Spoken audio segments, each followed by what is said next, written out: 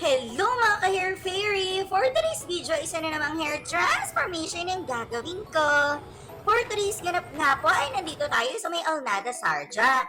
Ang gagawin nga pala natin sa buhok ng ating client ay organic keratin with color and cellophane. Heto at sinimulan ko na nga palang lagyan ng kulay ang buhok ng ating client para naman sa ganon ay ma-cover up ko na ang kanyang mga puting buhok at magpantay na rin po ang color ng kanyang buhok. Siyempre, sinunod ko na nga pala ang paglalagay ng treatment sa buhok ng ating client. 50 minutes to 1 hour ko nga pala itong binabad para naman sa ganon ay mas ma-absorb ko ng maayos ng buhok ng ating client ang nilagay nating chemicals. Ito nga pala ang buhok ng ating client bago ko siya gawin. Kung nakikita ninyo mga ka-hair fairy ay talaga namang lumitaw na po ang kanyang puting buhok at kumulot na rin po ang kanyang hair.